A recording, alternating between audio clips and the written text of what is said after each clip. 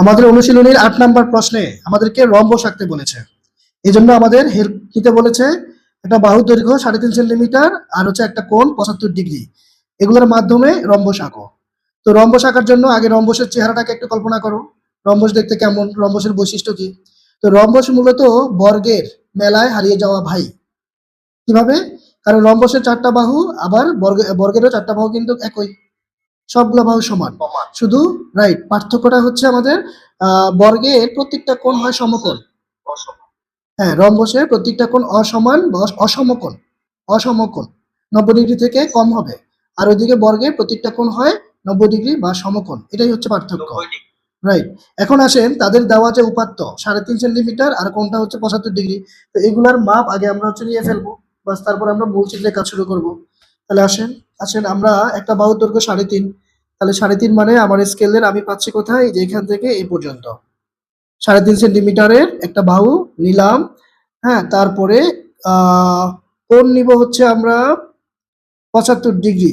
তাহলে তাদের দেওয়া উপাত্তটাকে ব্যবহার করব আমরা উদ্দিষ্ট হচ্ছে এটা তো এদিকে একটু আচ্ছা, আমরা এখান থেকে যদি নিই এটাকে এদিকে একটু লম্বা করি। হ্যাঁ, নিশ্চয়ই বলো। ৭৫ ডিগ্রি কোণ কি স্যার মানে কম চাঁদা ছাড়া কম্পাস দিয়ে আঁকা যায়? 100% আঁকা যায়। 100% আঁকা যায়। আচ্ছা, তাহলে আমি চাঁদা ছাড়াই ৭৫ ডিগ্রি কোণ আঁকতেছি। দেখো, আমি তো প্রথমে চাঁদার মাধ্যমে আঁকতে গেছি, তো এখন তোমার কোশ্চেনের কারণে আমি এটা এখন চাঁদা ছাড়াই আঁকতেছি ৭৫ ডিগ্রি। ৭৫ ডিগ্রি আঁকার জন্য আমরা প্রথমে হচ্ছে যে একটা লম্ব আঁকবো। আমরা লম্ব যেভাবে আঁকি সাধারণত সেভাবেই হচ্ছে আমরা এই যে এখানে লম্ব আঁকবো। এটা পরীক্ষার মধ্যে আসতে পারে যে পেন্সিল কম্পাসের সাহায্য ছাড়া ৭৫ ডিগ্রি কোণ আঁকো। তো এই জন্য প্রথমেই হচ্ছে আমরা যে কাজটা করব ৯০ ডিগ্রি এঁকে ফেলবো। এই যে আমি ৯০ ডিগ্রি আঁকলাম। হ্যাঁ, ৯০ ডিগ্রি আঁকলাম। ৯০ ডিগ্রিটা আঁকার পরে আমাদের করণীয় হচ্ছে আমরা এই যে তোমার এতটুকু জায়গা সব সময় তুমি ইচ্ছামতো মাপের যে ব্যাসার্ধটা আঁকবা, সেই মাপে তুমি যখন এখানে বৃত্তচাপ করবা এটা অলওয়েজ 60 ডিগ্রি হয়। এখান থেকে এ পর্যন্ত কিন্তু 60 ডিগ্রি। এই জায়গাটুকু 60 ডিগ্রি, এখান থেকে আবার এ পর্যন্ত 60 ডিগ্রি। এটা অলওয়েজ 60 ডিগ্রি হবেই। যে কোনো ব্যাসার্ধ নিয়ে যখন আমরা বৃত্তচাপ করব এটা সবসময় 60 ডিগ্রি হবে। তাইলে এটা 60 ডিগ্রি, আর এই যে আমার সোজা লম্ব এটা কিন্তু সম্পূর্ণটা 90 ডিগ্রি। এখন 60 থেকে এই যে 90 পর্যন্ত কিন্তু আমার হচ্ছে 30 ডিগ্রি। এখান থেকে এ পর্যন্ত হচ্ছে 30 ডিগ্রি। এখন এই 30 কে আমরা অর্ধেক করে ফেলবো। তাহলে এই 30 কে অর্ধেক করার জন্য আমাকে অর্ধেক বা অর্ধেকের বেশি ব্যাসার্ধ নিয়ে আমি এই যে বৃত্তচাপ করলাম। আমার এটা আসলে একবারে পিছিয়ে হয়ে গেছে, আর একটু বড় নিলে ভালো ছিল। তাহলে এটাকে যখন আমরা অর্ধেক করব মাঝখানের এই জায়গাটুকুকে, তখন সেটা 30-র অর্ধেক মানে কি 15 হয়ে যায়। তাহলে ওই দিকে তো আমার 60 রিজার্ভ করা ছিল, আর এখন আমি 60 আর 90-র মাঝখানে অর্ধেক করে আমি পাইলাম হচ্ছে 15। তার মানে আমার এতটুকু জায়গা হবে 75 ডিগ্রি। এই যে এই জায়গাটুকু হবে আমার 75 ডিগ্রি। এই জায়গাটুকু হবে আমার 75 ডিগ্রি। ঠিক আছে, এই জায়গাটুকুতে আমার আছে 75 ডিগ্রি। এই জায়গাটুকু আমার 75 ডিগ্রি। এই জায়গাটুকু 75 ডিগ্রি আছে। হ্যাঁ, বলো। স্যার হ্যাঁ স্যার ওই ৬০ ডিগ্রিটাকে স্যার অর্ধেক কিভাবে করলেন এটা একটু আরেকবার দেখিয়ে দিবেন? আমরা এই যে এই জায়গা থেকে এই যে বৃত্তচাপ করেছি, আবার এখানে বসিয়ে এই জায়গা থেকে বৃত্তচাপ করেছি। দুইটা বৃত্তচাপের যেখানে ছেদ করেছে সেই ছাদবিন্দু বরাবর লম্বা দাগ দিলে সেটা অর্ধেক হয়ে যায়। এ পর্যন্ত ৬০ ডিগ্রি, এটা অলওয়েজ ৬০ ডিগ্রি হয়।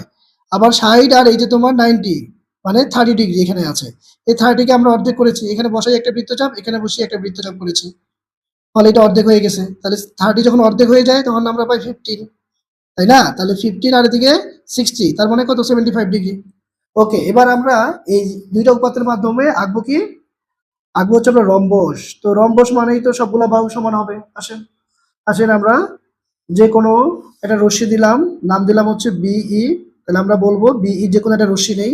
এখন এই বিই রশ্মি থেকে এই যে আমাদের বাহু এ এটার নাম দিয়ে দেয় এ বাহু, আর হচ্ছে তোমার এটা হচ্ছে এক্স কোণ। তাহলে এ বাহু সমান করে আমরা কেটে নিব আমরা কেটে নিব যে বিই থেকে এ বাহু সমান করে বিসি অংশ কাটি। তো ফাইন, কাটলাম। তারপরে যে কোণটা আমরা পাইলাম, এই যে এক্স কোণ, এই এক্স কোণের মাপ নিয়ে আমরা কোণ করে ফেলবো এখানে। এক্স হচ্ছে আমার 75 ডিগ্রি। বাস, তাহলে আমার মাঝখানে যে ব্যাসার্ধটুকু, এটা হচ্ছে মেইন, এটার উপর ডিপেন্ড করবে আমার 75 ডিগ্রি হচ্ছে কিনা।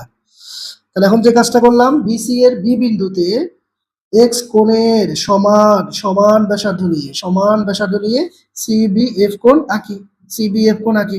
বাস বাস। এবার বিএফ থেকে এই যে আমার বাহুর দৈর্ঘ্য এ, এটা মাপ নিয়ে আমরা কেটে নিব নাম দিব হচ্ছে আমরা এ। তাহলে বি অংশ কেটে দিলাম। বাস। এবার এ ও সি কে কেন্দ্র করে, এই কথার মানে হচ্ছে এতে একবার পেন্সিল কম্পাস বসাবো, এই যে বসাই এই যে একটা বৃত্তচাপ করলাম। আবার একই মাপে সি বিন্দুতে বসিয়ে আমরা আরেকটা বৃত্তচাপ করব। ফলে দুইটা বৃত্তচাপ পরস্পরকে যেখানে ছেদ করেছে এটার নাম দিলাম ডি।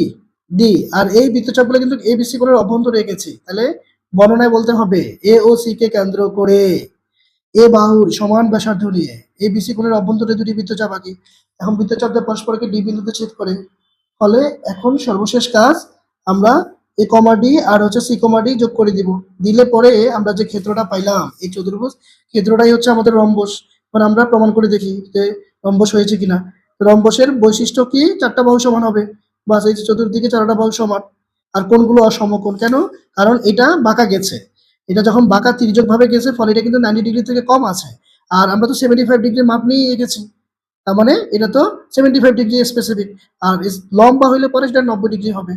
তাহলে রম্বস মানে যেহেতু কোণগুলো অসমকোণ বা সূক্ষ্মকোণ হয়, তাহলে আমরা পেয়ে গেলাম আমাদের যে রম্বসের বৈশিষ্ট্য। তার মানে আমরা বলতে পারি যে এবিসিডি একটি উদ্দিষ্ট রম্বস। বাস। এখন বলেন কোথাও কোনো ধরনের কনফিউশন আর আছে কিনা, থাকলে আমাকে বলতে পারেন। না স্যার, বুঝতে পেরেছি। হ্যাঁ, ওকে। এখন এটা কি আঁকা হয়েছে? আঁকা হইলে বলেন। আঁকা হয়ে গেছে? জি স্যার।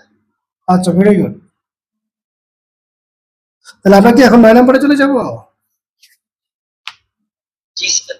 আচ্ছা, ওকে, ফাইন। তাহলে 9 নাম্বার। তাহলে দেখো আমাদের 9 নাম্বার প্রশ্নের মধ্যে তারা বলেছে আয়ত আঁকো। এখন আয়ত তো আঁকলেই হবে না, কি শর্ত দিয়েছে সেটার দিকে আমরা খেয়াল করব। এখানে দুইটি সন্নিহিত বাহুর দৈর্ঘ্য, একটা 3 সেন্টিমিটার, একটা 4 সেন্টিমিটার। তাহলে সন্নিহিত বাহু বলতে কি বোঝায়, এটা আগে আমরা একটু আলোচনা করে নেই। আমরা গত ক্লাসে কিন্তু সন্নিহিত বাহু সম্পর্কে জেনেছিলাম। সন্নিহিত বাহু হবে দুইটা বাহুর একটা মাত্র সাধারণ বিন্দু থাকবে। একই বিন্দুতে এসে যখন দুইটা বাহু মিলিত হবে, তখন সেটাই হচ্ছে সন্নিহিত বাহু।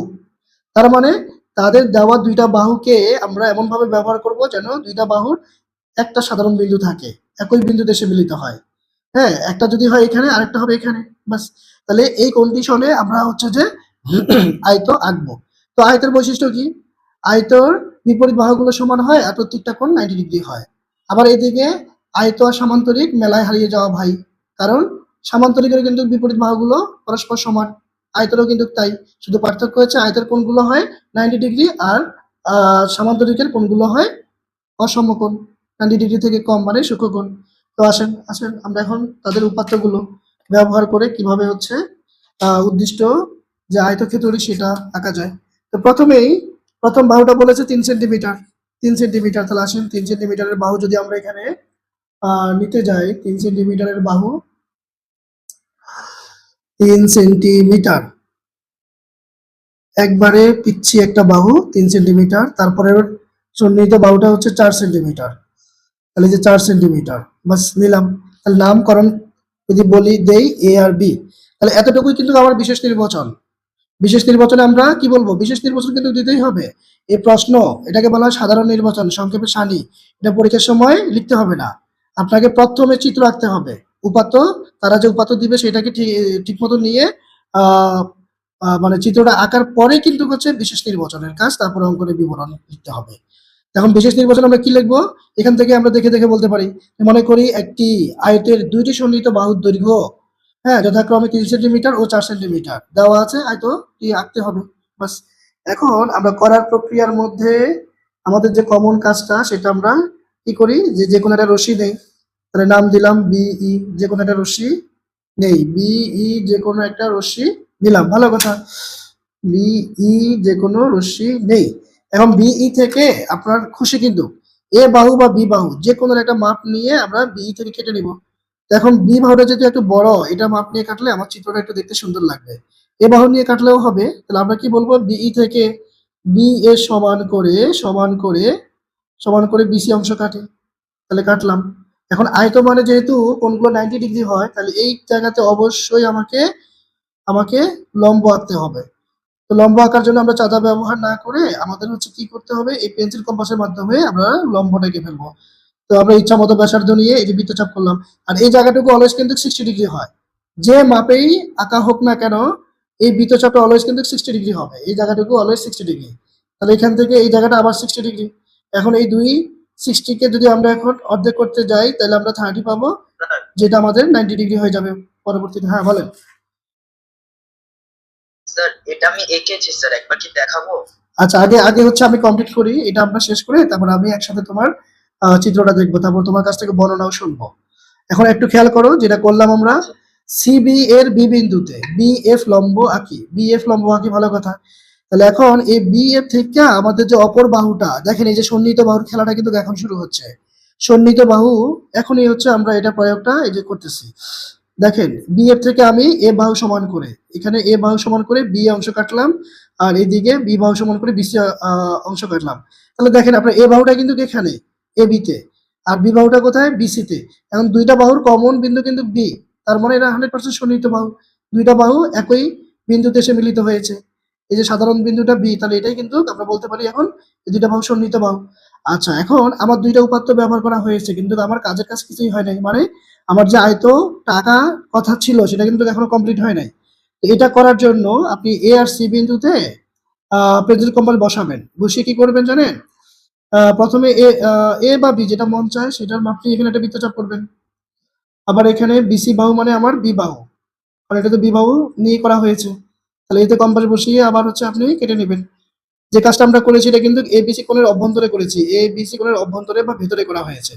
তাহলে আমি যদি এটা বর্ণনাটা আরেকবার বলি, যে এ ও সি কে কেন্দ্র করে যথাক্রমে বি ও এ, দেখেন যথাক্রমে কথার মানে হচ্ছে আমি কিন্তু এ বিন্দুর কথা আগে বলেছি, ফলে এখানে বি বাহুর মাপ নিয়ে আমি কাজটা করব।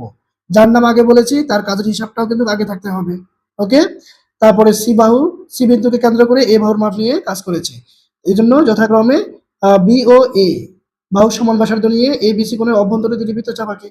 ফলে আমার বৃত্তচাপ দুইটা এখানে ছেদ করেছে, এটার নাম দিব আমি ডি।